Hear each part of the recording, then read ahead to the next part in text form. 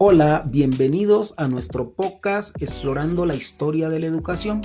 Mi nombre es José Jair Sinisterra, licenciado en Educación, y en esta ocasión nos adentraremos en un apasionante recorrido sobre el devenir histórico de la educación. Viajaremos en el tiempo para explorar la conexión existente entre la Iglesia Católica, la educación y su influencia en el surgimiento de las universidades.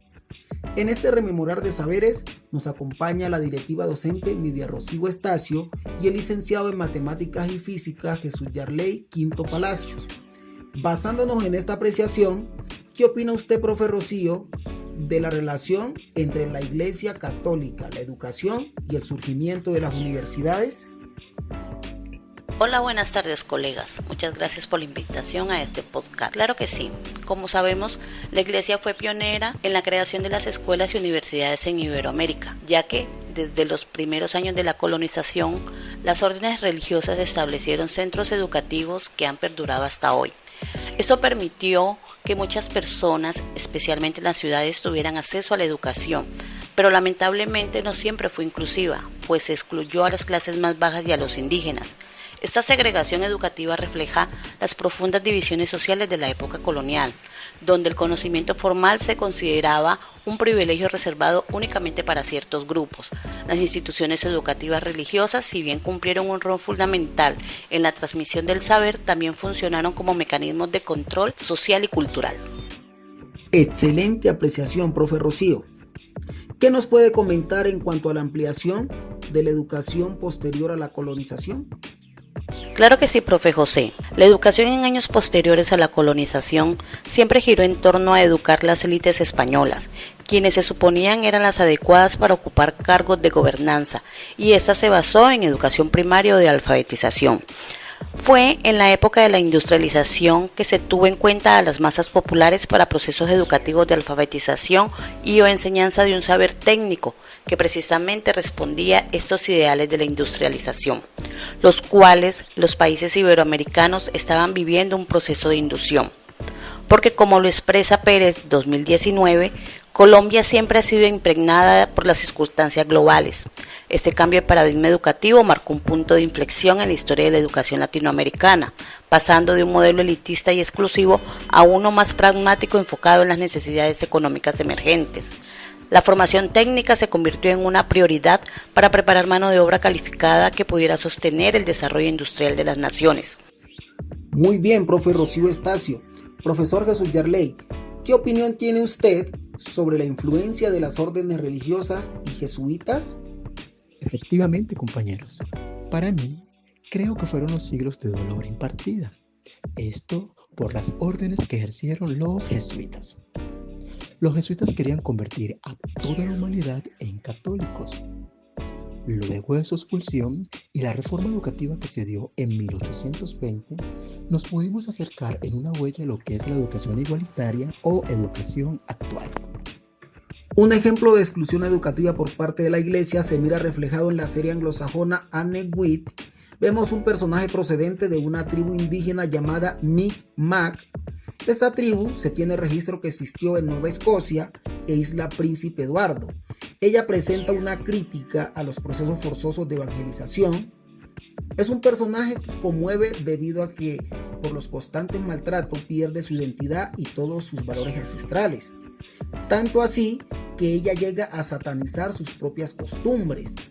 Ella evidencia los estragos que generaron los deseos de homogeneizar y de dejar al lado la diversidad.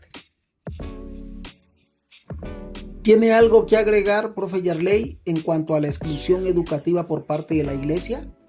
Precisamente, compañera Rocío, considero que tuvimos que pasar por mucho, pero algunos aportes del exterior, a modo de ejemplo, muchas corrientes, muchas influencias, entre ellas las influencias francesas, nos permitieron continuar con la lucha para poder aplicar el ejercicio del derecho a la educación en nuestro territorio, donde cada ciudadano pueda recibir una educación desde un enfoque, una perspectiva inclusiva e intercultural.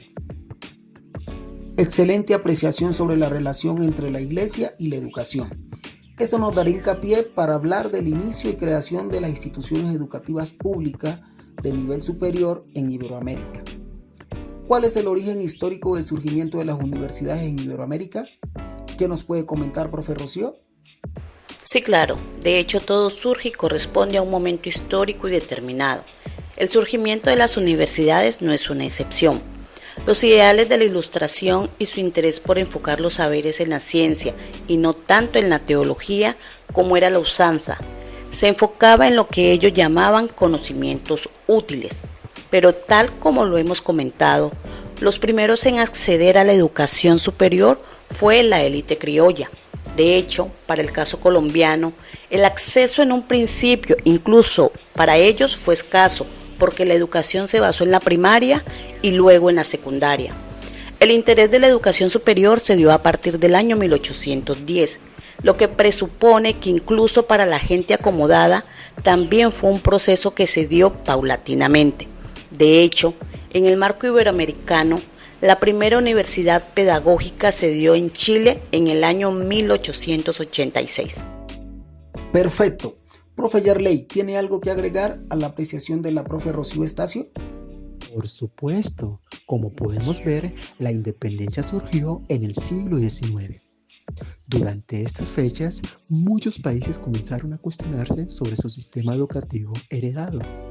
Buscaron diferentes estrategias para poder construir un nuevo Estado-nación. De esta manera, se promovió la creación de las universidades públicas como una herramienta para poder democratizar el acceso a la educación de muchos ciudadanos. A modo de ejemplo, en el año 1821 se fundó la Universidad Nacional de Buenos Aires en Argentina, y esto se convirtió en un hito o un referente para otras naciones. Estoy de acuerdo con su punto de vista, ya que la independencia de todos los países iberoamericanos a nivel de educación y de instituciones de nivel superior hicieron que todas las universidades de nivel colonial por parte de España fueran saliendo poco a poco. La única universidad de corte colonial que se mantuvo aquí en Iberoamérica fue la Universidad Portuguesa y duró bastante tiempo en reformarse por medio de los jesuitas. Pero si hablamos de Colombia, ¿cómo iniciaron las instituciones universitarias? ¿Cuáles fueron las primeras universidades que se fundaron? Bueno, acá también llegaron, pero debido a las órdenes que establecieron los religiosos durante el siglo XVI. Nuestra primera universidad fue la Universidad de Santo Tomás de Aquino, fundada en el año 1520 en Santa Fe, Bogotá. Avancemos un poquito a 1623, donde se fundó la Universidad Javeriana. Más adelante, o sea, en 1868, se fundó la Universidad Nacional, instituciones educativas universitarias que actualmente continúan con un muy buen prestigio a nivel nacional. ¿Qué puede concluir sobre el papel de las universidades públicas en el desarrollo educativo y social, profe Rocío? Bueno, colegas, para concluir el tema de las universidades públicas, vemos que han sido pilares fundamentales para el desarrollo educativo y social, pues esto ha permitido que generaciones enteras accedan a ese conocimiento y contribuyan a sus comunidades para el mejoramiento de las mismas. Aunque hoy en día enfrentan muchos desafíos relacionados con problemas financieros y de calidad, además sigue existiendo la desigualdad en las regiones rurales o desfavorecidas. A pesar de que la tecnología ha avanzado significativamente, siguen existiendo estas brechas que limitan el acceso equitativo a la educación superior. Es fundamental reconocer que las universidades públicas no solo forman profesionales, sino que también generan investigación, promueven el pensamiento crítico y fomentan la movilidad social. Ok, esto quiere decir que a pesar de las luchas continuas que han habido en nuestro país por una educación pública, gratuita y de calidad en las instituciones de educación superior, en muchos de los sectores de nuestro territorio nacional sigue existiendo el difícil acceso a las instituciones. Espero que les haya gustado nuestro podcast explorando la historia de la educación y nos vemos en una próxima ocasión. Hasta pronto.